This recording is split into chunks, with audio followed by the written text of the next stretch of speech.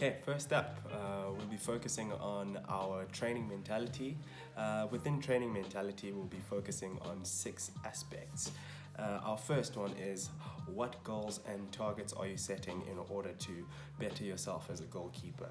Second is are we doing enough research on drills and exercises that we should be doing in order to better our technique, our agility, and our style of training? The third one is our focus moments in training. Many people find it really difficult to focus on certain moments and try focus on the entirety of your training session. Breaking it down into smaller aspects and choosing those focus moments will be what actually get you better. Our fourth one is, are you pushing yourself hard enough in your training sessions? Are you too hard on yourself, or are you too easy on yourself? Our fifth one is, do you allow yourself to make mistakes during training in order to rectify your mistakes? Our sixth one is our repetition, especially in our technique. So first things first, we'll speak about what goals and targets you need to set up for yourself.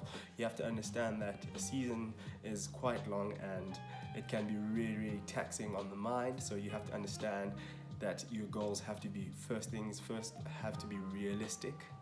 They have to be within your bracket of training and your gaming. You need to make sure that you are realistic about the goals you set, or you'll never be able to actually achieve the set goals. And then the second one is, are you doing enough research and taking enough info for drills?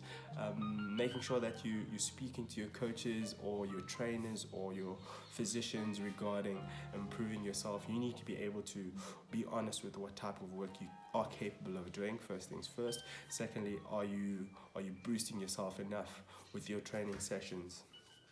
Our third one, we'll double deep into the focus moments. I know that a lot of people really struggle actually holistically putting it together. So with your focus moments in training, if you have 2 training sessions per week, you only have about an hour and a half on the turf. It's so important that you break it up into small patches of whether it's exercise driven or time driven drills. And within that drill, you can say, I'll be focusing on foot saves. For example, you need to save 5 out of the 7 that you actually train with. So by that, you're actually focusing on the actual technique of the skill in order to better yourself, and then from there you can take it to the next level. You can't focus on so many things at once, so it's so important that you either focus on the lower body or the upper body or the mental side of things, which is why we've broken it up so much. The fourth aspect is that, are you pushing yourself hard enough during training sessions, or are you too harsh on yourself? You have to understand that we're human, first things first, and you have to be able to actually take the information on board. And if you're too hard on yourself, just give yourself a little moment to be angry and beat yourself up, whether it's 2 or 3 seconds, and then after that you have to change that mentality and go back to those focus moments we spoke about just briefly.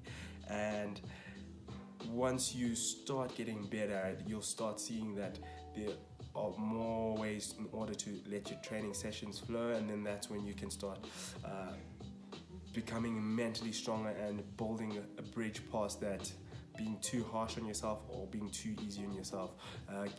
Keep in contact with your coach or your trainer in order to let them keep you as honest as possible, and they can determine whether they can take your training up to the next level or they can bring it down a notch in order for you to focus on those specific things that you need to get better at.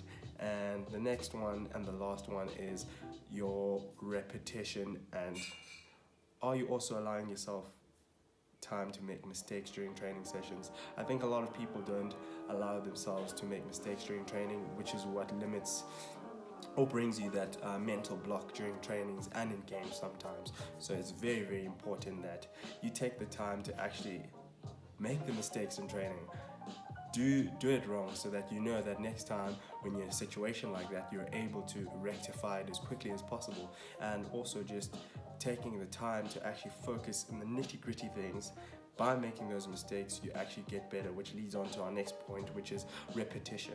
Repetition of the exercise, making sure that you're doing the skill repeatedly in order to get better and better at it, and it slowly becomes muscle memory, and that's when it goes over into the next aspect of your game, mental side. So it's very important that you repeat your actions as much as possible in order to actually better your skill, especially in technique focused training. It's so important that you keep doing the same exercise close to 100 to 500 to 1,000 times in order to be a master at that specific skill, and then from there you can build on to your next aspect, which is also balancing the difference between your strengths and your weaknesses. Most of the time people try to spend 50% on strengths and 50% on weaknesses.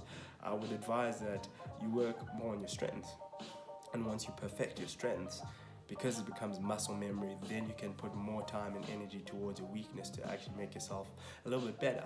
So yeah, I hope that was informative enough on the training side of things, and I really hope that you'll be able to incorporate these once you actually start with your training. So exciting stuff ahead, and I really hope that this works for you.